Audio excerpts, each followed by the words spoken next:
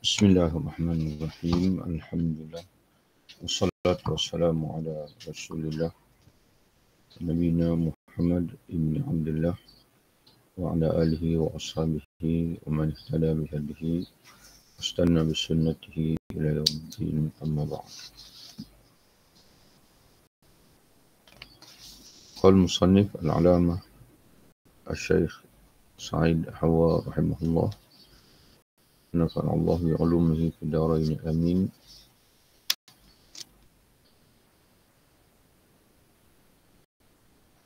Tentang darjat yang tertinggi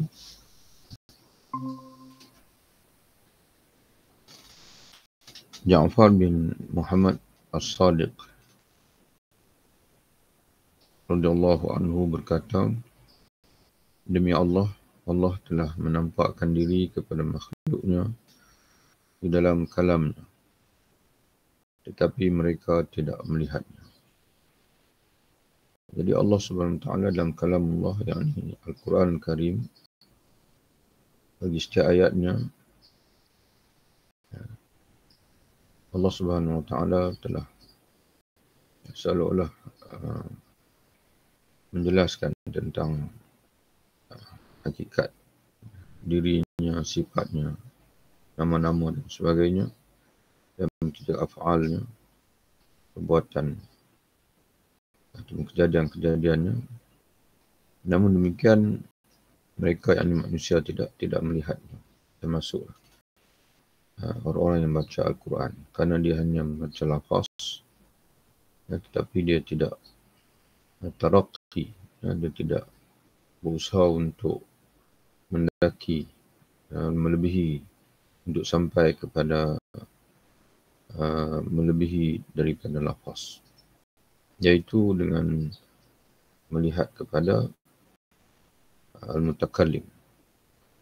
Dia hanya melihat kepada kalam, tapi tidak melihat kepada al-mutakallim, iaitu zat yang yang berkata-kata. Ketika ditanya tentang keadaan yang pernah dialaminya dalam salat sehingga jatuh pingsan, Ja'far bin Muhammad As-Sadiq berkata, aku terus mengulang-ulang satu ayat pada hatiku sampai aku mendengarnya. Yang mendengarnya seolah-olah dari pembicaranya, yakni Allah, langsung, secara langsung, sehingga badanku tidak kuasa menyaksikan kekuasaannya.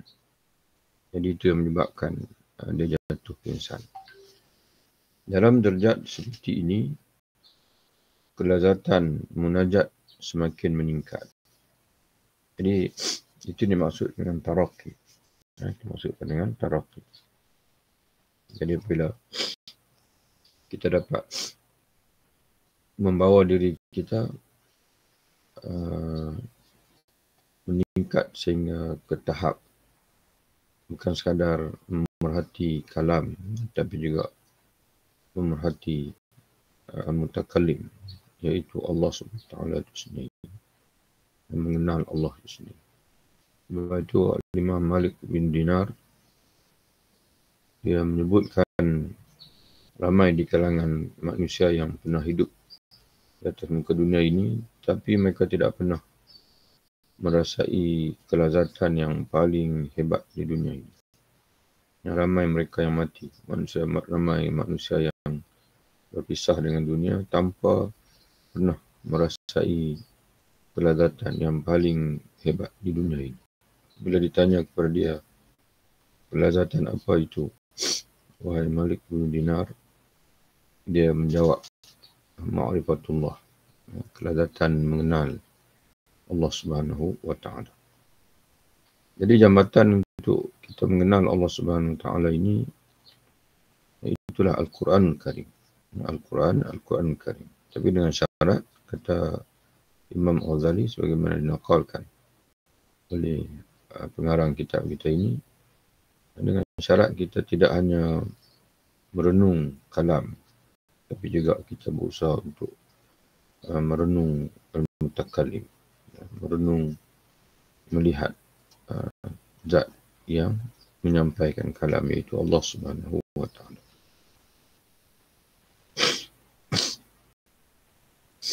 Dalam darjat seperti ini, kelazatan munajat semakin meningkat. Oleh sebab itu, sebahagian kaum bijak bestari berkata, aku pernah membaca Al-Quran tapi tidak mendapatkan kelazatannya, sehingga aku membacanya seolah-olah mendengarnya dari Rasulullah SAW yang membacanya kepada para sahabatnya. Kemudian aku meningkatkan ke makam di atasnya. Lalu aku membacanya seolah-olah aku mendengarnya dari Jibril yang menyampaikannya kepada Rasulullah SAW. Kemudian Allah memberikan kedudukan yang lain sehingga aku sekarang mendengarnya dari pembicaranya secara langsung, yakni Allah Subhanahu Wa Taala. Di peringkat awal, pada permulaannya dia baca Quran, dia tidak rasa lazat. Sehinggalah dia membaca seolah macam dia dengar sendiri daripada Rasulullah yang sedang menyampaikan Al-Quran itu kepada sahabat. Kemudian dia berusaha lagi, dia membacanya seolah dia mendengar daripada Jibril sendiri. Dan sampai ke tahap Allah Ta'ala memberi kedudukan yang lain, mana Allah mengangkat dia lagi sehingga dia membacanya seolah macam dia dengar daripada Allah Ta'ala sendiri. Saat itulah aku mendapatkan kelazatan dan kenikmatan yang sangat menggandrunginya. Sangat kenikmatan yang sangat aku merinduinya. Sebab itu orang yang sampai tahap itu tidak ada kelazatan yang melebihi daripada membaca Al-Quran Karim.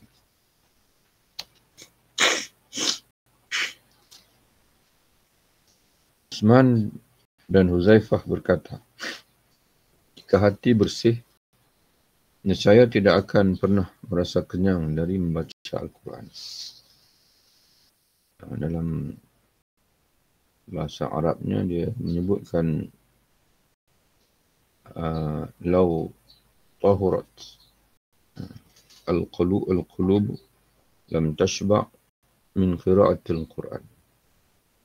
Jika hati bersih, tidak akan kenyang daripada membaca Al-Quran.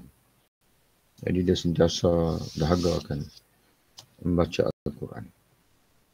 Mereka menyatakan demikian kerana kesucian tersebut, yakni kebersihan hati itu,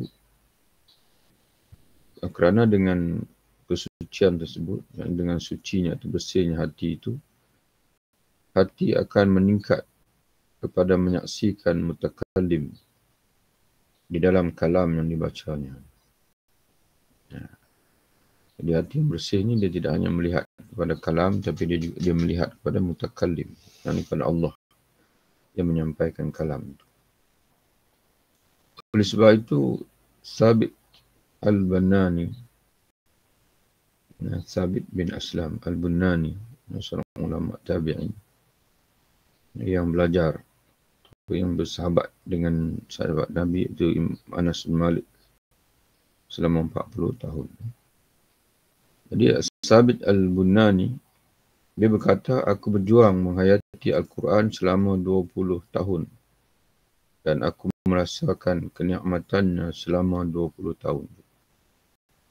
Maknanya dia bermujahadah untuk menghayati Al-Quran 20 tahun, dan selepas itu Allah memberi kelazatan kepada dia, kenikmatan hasil pada mujahadahnya. Dengan menyaksikan mutakallim tanpa yang lainnya, seorang hamba menjadi orang yang merealisasikan firman-Nya. Maka berlarilah kamu kepada Allah. Fafirru ilallah. Berlarilah kamu kepada Allah. Inni lakum minhu nadhirum mubin. Sesungguhnya aku bagi kamu merupakan pemberi ingat yang nyata dari Allah. Dan firman Allah, dan janganlah kamu mengadakan Tuhan yang lain di samping Allah. taj'alu ma'allahi ilahan akhar inni lakum minhu nadhirun mubin. Janganlah kamu mengadakan Tuhan yang lain selain daripada Allah.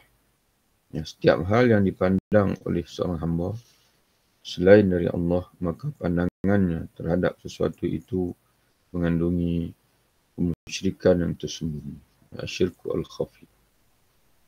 Jadi sebab itu para ulama, para salafus salih ataupun para awliya Allah, yang mereka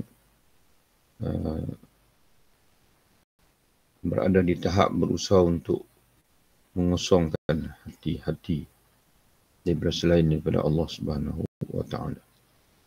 Itu bagi mereka merupakan keikhlasan yang mutlak, bukan tauhid yang mutlak. Bukan sekadar mengucap asyhadu an la ilaha illallah wa asyhadu anna muhammadar rasulullah, itu melafazkan dengan lidah tidak ada Tuhan melainkan Allah Subhanahu wa taala, penyaksian bagi keimanan. Bahkan bagi mereka kalimah tersebut la ilaha illallah itu menuntut kita untuk kita mengosongkan daripada hati kita segala qasad, segala tujuan selain daripada Allah Subhanahu wa taala. Selesai kita yang ke-9, iaitu at-taraqi. Kita membaca Al-Quran dalam keadaan kita berusaha untuk mendaki sampai kepada tahap tidak lagi kita merasakan kita membaca kalamullah, tetapi kita tidak lagi melihat kepada kalamullah semata-mata, tapi melihat kepada mutakallim, zat, yakni Tuhan ataupun Allah Subhanahu wa taala yang menyampaikan ataupun yang menuturkan kalam yang berkata-kata. Kemudian yang ke-10, tabarri, yakni melepaskan diri dari daya dan kekuatannya dan memandang kepada dirinya dengan pandangan redha dan tazkiyah. Tabarri daripada bara'ah, tabarra', iaitu kita membebaskan, tidak nampak lagi diri kita, membebaskan. Di sini disebut melepaskan diri dari daya dan kekuatannya. Maknanya kita merasakan bahawa segala-galanya adalah daripada Allah Subhanahu wa taala dan melepaskan diri dari memandang kepada dirinya dengan pandangan redha dan tazkiyah. Mana tidak redha dengan diri sendiri, tidak pernah berpuas hati dengan diri dan tidak pernah merasakan diri ini suci, bersih. Fala tuzakku anfusakum fa huwa a'lamu biman ittaqa. Janganlah kamu memuji diri kamu sendiri, karena dia yang Allah yang paling mengetahui siapa yang sebenarnya bertakwa kepada Allah Subhanahu wa taala.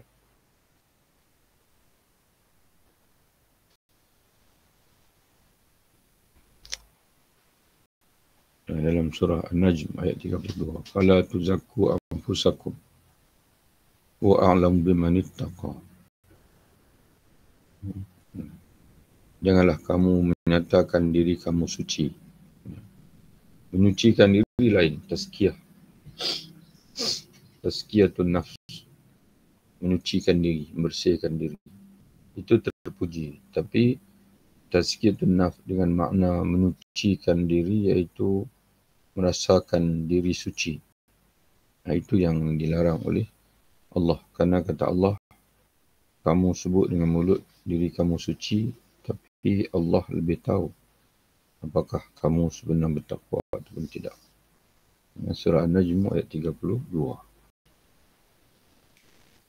Apabila membaca ayat-ayat janji dan sanjungan kepada orang yang saleh, ayat Al-Quran yang menyanjung, yang menjanjikan kenikmatan bagi orang soleh, maka dia tidak menyaksikan dirinya pada hal tersebut.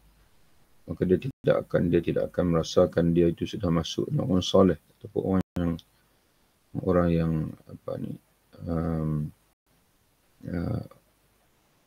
mana dia tidak akan rasakan bahawa dia sudah sampai tahap orang soleh.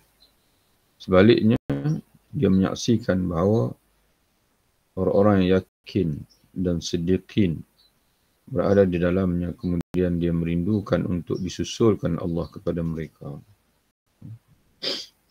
Jadi dia tidak pernah menganggap bahawa dia itu berada di maqam yang tinggi apabila dia baca ayat-ayat yang menyebutkan maqam tinggi. Sebaliknya, hadirlah hatinya itu ialah, Ya Allah, himpunkanlah aku bersama dengan mereka. Ya Allah, berilah hidayah kepadaku untuk menjadi seperti mereka.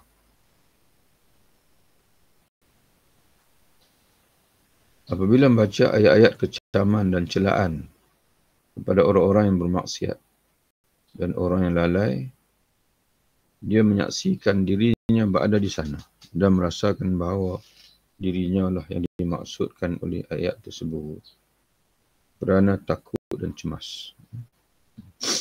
Tapi beza pula kalau dia baca ayat tentang orang soleh, ayat-ayat tentang siddiqin, ayat-ayat tentang al-mukhbitin, tentang al-muhsinin, dia tidak pernah merasakan bahawa dia sudah menjadi seperti mereka. Itu masuk dalam larangan Allah tadi, fala tuzakku anfusakum. Yang sebaliknya kita minta daripada Allah supaya Allah menggolongkan kita bersama dengan mereka. Allah mengangkat darjat kita, Allah menyucikan kita. Tapi bila dia baca ayat tentang orang yang zalim, orang yang lalai, maka dia merasakan dia masih lagi ada sifat itu. Maka dia jadi takut, dia mengharap pada Allah. Ya Allah, aku ni masih lalai, Ya Allah. Aku ni masih zalim, Ya Allah. Ya Allah, Tuhanku, aku ni masih banyak dosa. Jadi itu yang perlu ada dalam jiwa seorang Muslim, yang merasakan diri kurang, bukan merasakan diri sudah sempurna. Oleh itu Ibnu Umar berdoa. Ibnu Umar berdoa, Ya Allah, aku mohon ampunan kepadamu atas kezaliman dan kekufuranku. Dalam bahasa Arabnya doa, Ya Allah, inni astaghfiruka li-zulmi wa kufri. Faqila lahu, lalu ditanya kepadanya, engkau memohon ampun dari Allah kerana kezaliman dan juga kekufuran. Kerana kezaliman kami sudah mengerti, tetapi kenapa engkau memohon ampunan dari kekufuran? Jadi kami faham bila kita minta lindung dari zalim, tapi kenapa turut kamu memohon perlindungan daripada kekufuran? Apakah kamu masih kufur? Lalu Ibnu Umar radhiyallahu anhu membaca firman Allah, Innal insana la zalumun kafar. Surah Ibrahim ayat 34. Sesungguhnya manusia itu benar-benar orang yang suka berlaku zalim, kafarun, lagi kufur. Jadi sebab itu dia mohon perlindungan. Kerana Allah Ta'ala sendiri sebut, manusia ini benar-benar zalim dan juga kufur. Mengkufuri ni'mat Allah Subhanahu wa Ta'ala. Kalau tidak kufur dalam bentuk syirik, kufur dalam bentuk kufur inad ataupun kufur juhud, kufur sekurang-kurangnya kufur ni'mat. Kita mengkufuri ni'mat Allah, itu lupa bersyukur pada ni'mat Allah ataupun menyalahgunakan ni'mat Allah dengan melakukan perkara yang maksiat, itu kufur ni'mat. Jadi Ibnu Umar, seorang sahabat Nabi, masih berdoa begitu, masih mohon keampunan Allah daripada zalimi diri sendiri. Bayangkanlah, kita sendiri ini, Ibnu Umar ini seorang sahabat Nabi, terkenal. Kalau dia boleh berdoa begitu, kita lebih-lebih lagi lah perlu merasakan diri sangat kurang yang memerlukan keampunan Allah Subhanahu Wa Taala. Ditanya kepada Yusuf bin Asbat, seorang dalam generasi tabi'in, wafat tahun 195 Hijrah. Kata dia, apabila membaca Al-Quran, ditanya kepada dia, apabila membaca Al-Quran, dengan apa engkau berdoa? Apa doa engkau? Ia menjawab, dengan doa yang biasa aku panjatkan. Aku mohon ampunan kepada Allah atas keteledoranku, yakni taksiri, atas kelaianku sebanyak 70 kali. Yang mana setiap kali dia membaca Al-Quran, maka dia akan berdoa memohon ampun dari Allah terhadap kelainan dia sebanyak 70 kali. Apabila ia memandang dirinya dengan gambaran yang masih sangat jauh. Jadi orang yang baca Al-Quran, bila dia sentiasa memandang dirinya dengan gambaran yang sangat semakin jauh, yang masih jauh dari sempurna dalam tilawah, maka pandangannya itu akan menjadi sebab kedekatannya. Jadi bila kita sentiasa melihat diri kita ni masih jauh daripada kesempurnaan, itu yang memberi motivasi untuk kita semakin dekat, berusaha semakin dekat. Jika ia menyaksikan kejauhan dalam kedekatan, yakni merasa jauh walaupun dekat. Walaupun hakikatnya di sisi Allah dia dah dekat, tapi dia tetap rasa dia masih jauh. Maka ia akan mudah merasa takut. Sehingga rasa takut itu akan menghantarnya ke darjat kedekatan yang lebih tinggi. Kedekatan yang lebih tinggi.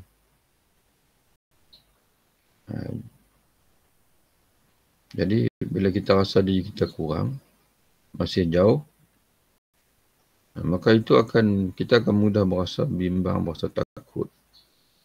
Jadi orang yang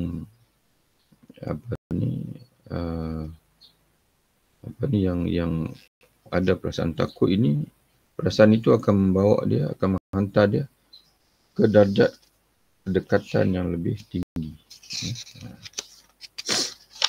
Berbeza dengan barang siapa menyaksikan kedekatan dalam kejauhan. Dia sebenarnya masih jauh, tapi dia tengok diri dia dekat. Dia rasa dia syok sendirilah. Dia perasan. Kita lah. Kerana kita merasa. Sebenarnya kita masih jauh di sini. Tapi kita rasa diri kita dekat. Merasa dekat padahal masih jauh, maka ia akan tertipu oleh rasa aman yang akan menghantarkannya ke darjat kejauhan yang lebih rendah. Yang akan menghantarkannya ke jauhan lebih rendah. Jadi kita akan semakin jauh lah. Sebab kita rasa kita dah sempurna. Jadi kita tak berusaha lagi. Jadi sebab itu kadang-kadang kita berada dalam kebaikan. Tapi kebaikan itu hanya datang on off. Saat baik, saat tak baik. Mana ikhlas.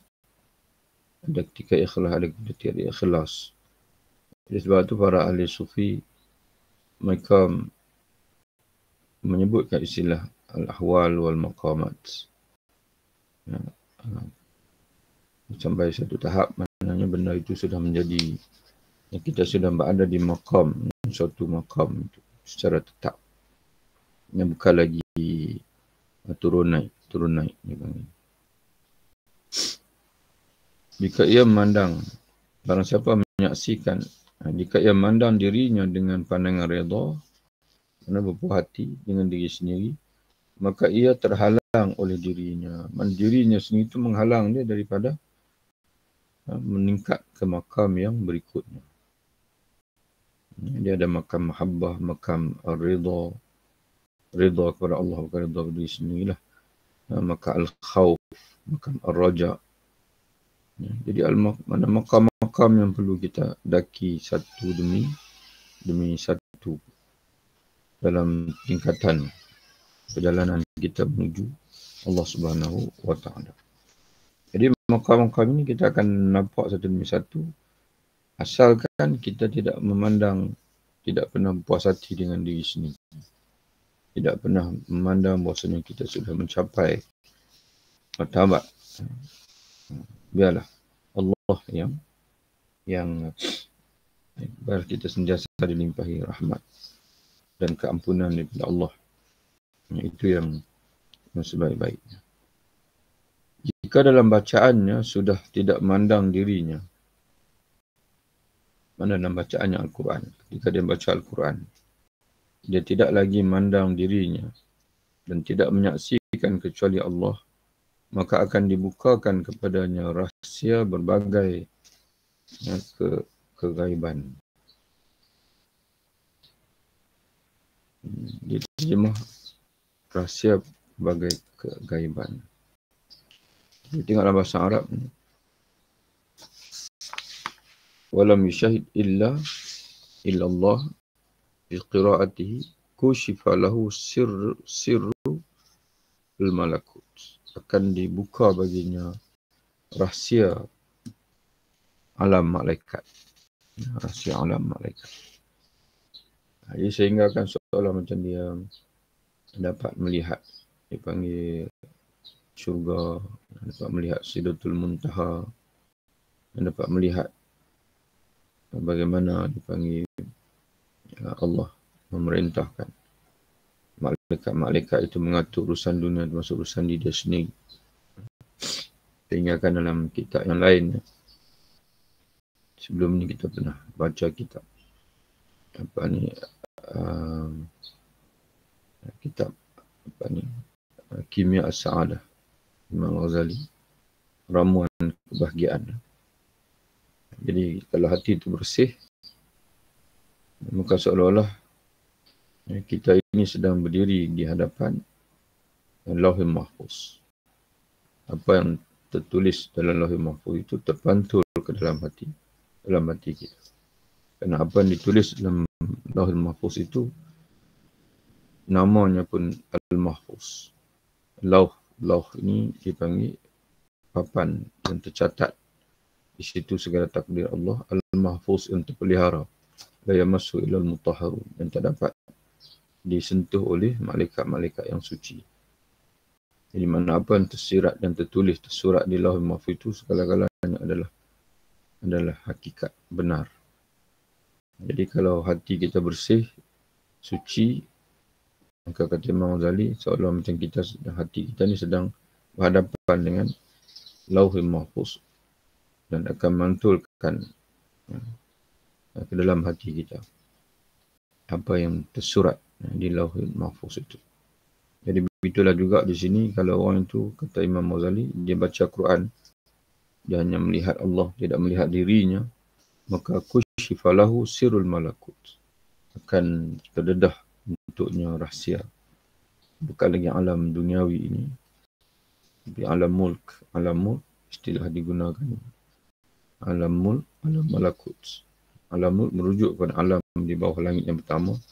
Alam malakut merujuk pada alam langit di atas sana. Yang kita sedia maklum bahawasanya langit adalah tempat tinggal para malaikat. Bahkan sebagian ulama menyatakan bahawa ruh-ruh orang beriman yang suci semuanya setelah mati bersemadi di langit atas sana. Kerana kalam Allah meliputi hal yang mudah, Al-Latif, As-Sahlul Latif, As-Syadid. Jadi kalam Allah ni berbagai. Bila kita baca kalam Allah, ayat-ayat Quran itu, ada ketika kita bertemu dengan ayat-ayat yang memberi kemudahan, kelembutan. Inna ma'al usri yusra. Inna Allah wa huwa ma'akum aynama kuntum. Dan keras. Ada ayat yang keras, ayat ancaman. Ada ayat rahmat, harapan dan ancaman sesuai dengan sifat-sifatnya. Yang di antaranya adalah rahmat, lemah lembut, balasan dan sisaan. Sesuai penyaksian terhadap kalimat dan sifat. Sesuai penyaksian terhadap kalimat dan sifat akan terjadi perbezaan keadaan.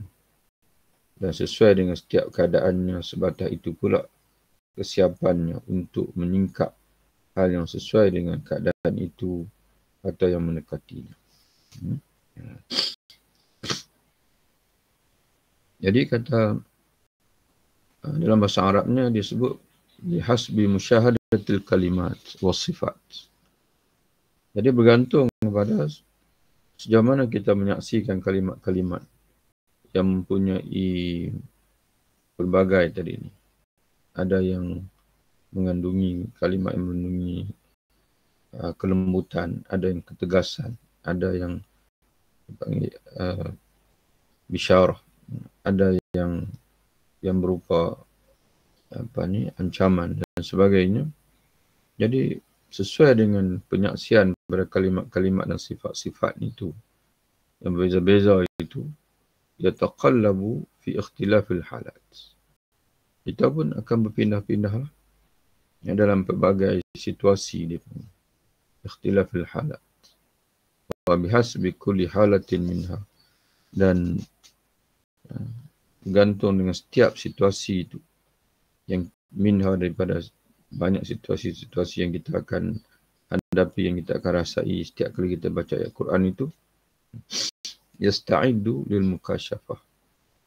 Akan mempersiapkan kita untuk mukasyafah. Ya, untuk menghadapi pendedahan, tersingkap biamrin dengan suatu rahsia yunasibu yang sesuai dengan tilkal halah, situasi tersebut, wa yuqaribuha, ataupun sekurangnya menghampirinya.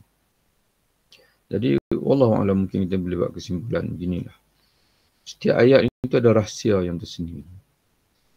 Sama ada ayat tentang kelembutan, ayat tentang ketegasan, ayat tentang bisyarah, ayat tentang nizar. Setiap itu ada rahsia. Tapi dengan syarat kita membaca Al-Quran itu dengan sifat yang dia sebut tadilah.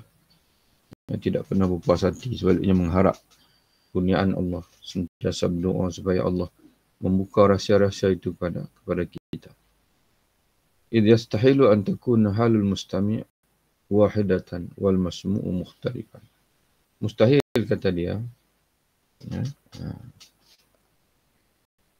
Mustahil, kata dia, keadaan pendengar itu sama, sedangkan yang didengar itu berlainan. Mustahil lah. Kerana apa yang kita dengar daripada ayat Quran itu berbeza-beza tadi. Ada ayat yang lembut, ada ayat yang keras, sebagainya. Maka mustahil lah kita sebagai orang yang mendengar kalamullah itu akan tetap sama. Jadi, namun apa yang berlaku dalam hidup kita ni sama saja. Kita baca ayat apa pun sama saja. Puncanya apa? Puncanya kerana kita tidak menghayati ayat-ayat tersebut. Jadi sama. Kita baca Fatihah pun sama, baca ayat Baqarah pun sama, baca surah Al-Mulk pun sama saja. Baca. Tidak ada rahsia yang terdedah pada kita. Kita tetap menjadi orang yang sama juga. Tidak ada taraqi, tidak ada peningkatan, dan tidak ada tidak terdedah kepada kita itu rahsia-rahsia di sebalik ayat tersebut. Puncanya kerana kita kita tidak membina penghayatan itu. Maka kata dia lagi, mustahil. Sebab mustahil keadaan pendengar itu sama, sedangkan apa yang didengar itu berlainan. Sebab di dalamnya, di dalam Al-Quran itu ada kalam ridha, ada kalam murka, ada kalam pemberi nikmat, ada kalam pembalas amal keburukan, ada kalam zat yang maha mutakabbir. Dia terjemah dengan sombong. Dan ada kalam zat yang maha pengasih. إذ فيه كلام راض كلام غضبان كلام kalamun radin, kalamun ghadbanin, idh fi kalamun radin, wa kalamun ghadbanun, wa kalamun mun'imun, wa kalamun muntaqimun. Jadi begitulah. Wa kalamun jabbarin mutakabbirin la yubali. Dia tak kisah. Jadi kalau tengok pada ini, struktur bahasa ni makna idafat lah. Kalam radin. Di dalam Quran tu ada kalam seorang yang redha.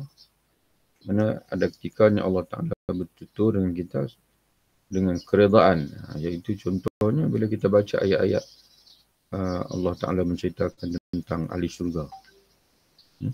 Pada ketika itu dia bercakap, Allah bertutur berkata-kata dalam keadaan dia sebagai zat yang redha. Maksudnya dia redha dengan hamba-hamba yang soleh.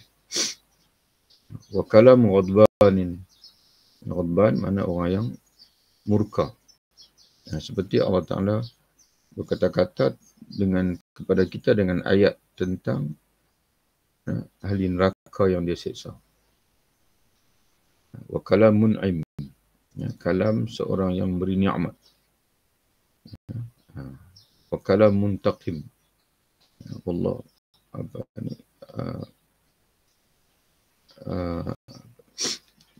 Kalam muntaqim, iaitu orang yang membalas. Dalam Quran tidak disebut, tidak ada nama muntaqim, tapi zintiqam. Zintiqam.